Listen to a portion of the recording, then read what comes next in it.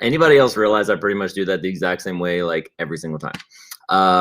Anyway, guys, it's good to have you with us today. So if you're tuning in and if you're on board, just want to encourage you to drop something in the chat. Just say hi, say good morning, say whatever, or literally say whatever. Just so I know it's working, just so I know you're there and you're tuned in and all that kind of fun stuff. So today, I just wanted to share just kind of a thought that it's not even a complete thought. All right. So it's just a thought that God kind of gave me this morning as I was just kind of doing my devotion and just kind of spending some time journaling and writing some stuff out. So I'm just going to share that this morning and then let you guys get back to your regularly scheduled day. So we got a couple people watching, which is awesome. So hopefully all the chat. Yep. Good morning, Rose. Good. We're good to go. We got people in. Good morning, Polly. What's happening? So here we go. So James chapter 1. I didn't make a little caption for this down there, but James chapter 1 is and honestly, it wasn't even in our soap reading. It wasn't in my devotional thought or anything like that. I've shared with what's up, Frank. I've shared in my the last recently couple of times or things or whatever that I'm walking through a freedom study, which is a little bit different from the one that we did as a church back like last year. And so anyway, so as I'm kind of walking through this and it's just kind of asking me some questions and having me journal about some things and putting some thoughts out there and stuff like that. So as I was just kind of journaling some of those thoughts, I started writing some stuff down, and then James chapter 1 came to mind. And so I just want to read it to you this morning and I hope it encourages you a little bit. So James chapter 1, verse 2 says, "Dear brothers and sisters, when troubles of any kind come your way, consider it an opportunity for great joy. For you know that when your faith is tested, your endurance has a chance to grow." Now, we don't like having to actually grow our endurance and have patience and walk through troubles and difficulties. But God is telling us here that there's some benefits to it. So let it grow. Verse 4, "For when your endurance is fully developed, you will be perfect and complete, needing nothing." Verse 5, "If you need wisdom, ask our generous God, and he will give it to you. He will not rebuke you for asking, but when you ask him, be sure that your faith is in God alone." And here's the part that I want us to pay attention to. "Do not waver, for a person with divided loyalty is as unsettled as a wave of the sea that is blown and tossed by the wind. Such people should not expect to receive anything from the Lord." Verse 8, "Their loyalty is divided between God and the world, and they are unstable in everything that they do." Now, another version of verse 8 says that a double-minded man is unstable in all of his ways. And so as I was just kind of writing out some thoughts and journaling and just kind of going through some things, some of the thoughts that I wrote down are simply this, that, you know, a double-minded man is unstable in all his ways. When you think of the word like double-minded, obviously means there are two minds there. There's basically a division. When it's a divided heart, a divided loyalty, there's division that comes into play, and division is kind of broken down in another way of saying two visions. Now it can obviously be when in math, when you divide something, you take a whole and you split it into two or multiple parts. It's divided, but the di normally means like two. But anyway, I digress. And so we have a division that takes place. We have a division in our loyalty. We have a division in our focus. We have a division in our heart.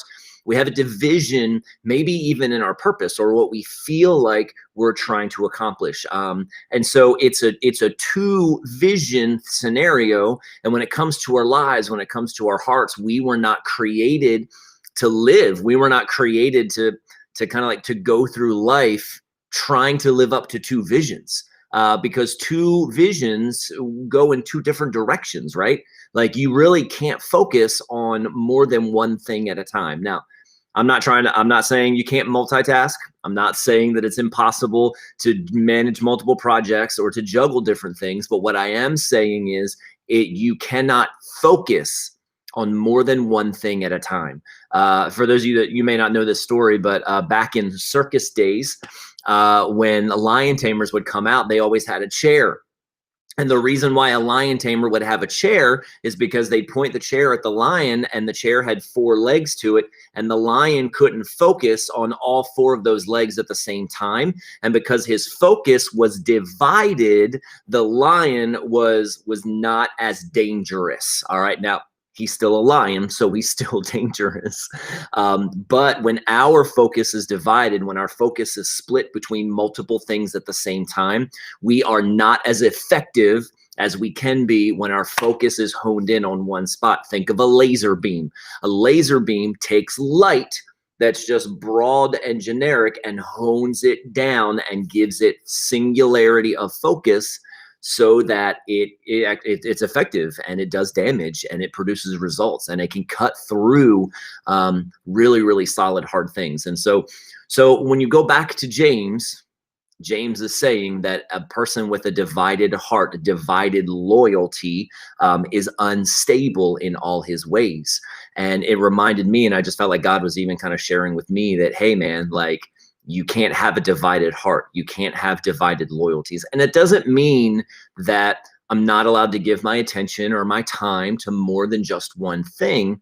What it means is, for me, I felt like what God was saying is that for me, I've got to figure out, I can't put all of my heart into like so many different things. Like, one of my weaknesses is that I care a lot about the opinions of people, and I try to live up to those opinions, and I try to please those opinions, and I try to just kind of coax those opinions, and I just want everyone to be happy, and I want everyone to get along, and I want everybody to want to go in the right direction or whatever. Like, I'm trying to find the thing that just makes everyone happy, and it does not work. And if I spend my time trying to live up to what other people's expectations are, what other people's opinions are, what I feel like God is saying to me, what I feel like God is leading me to, what I feel like God is doing in my heart, if I'm trying to please all of these people and please myself, and or also try to please God, or also try to please my purpose, or try to please what I feel like God is saying, or try to please some other thing, I don't like, it could be anything. When I try to do all those things, my attention, my focus, my heart, my loyalty is divided. And hey, Chris, what's happening, man? And so when my loyalty is divided, when my focus is divided, I lose my effectiveness. And it makes me unstable. It makes me unclear in my mind, in my heart, in my leadership, in my purpose, and ultimately that I'm going. And as leaders, it can be really hard to try to lead people into a direction somewhere where we're not even sure what the direction of our heart is or what the direction of our lives is. And so I just felt like God was even just challenging me, like, all right, you need to still and silence all those other voices and all those other things. And I need you to walk in the direction that I'm calling you into. I need you to walk the path that I'm in. And it reminded me of Hebrews chapter 12, verse 1 and 2, where it says, I look unto Jesus, the author and finisher of our faith, right? Who for the joy set before him endured the cross. And we're going to run the race that he has marked out for us. When I'm running the race, I know I've said this before, when I'm running the race, my eyes are fixed on him and I'm running in that direction, and I'm not allowing distractions to pull me out of the way.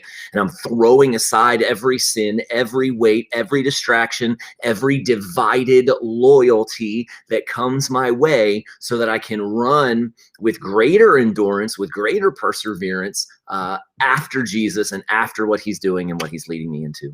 And so I don't know if that helps you today. Maybe, maybe you've got some things in your life that you're wrestling between and you're trying to figure out, should I do this or should I do that, or should I do this or should I do this? Should I, maybe you're just trying to figure out, you got a lot of different things on your plate and it's really hard to do multiple things well because you're trying to divide your energy among all of them.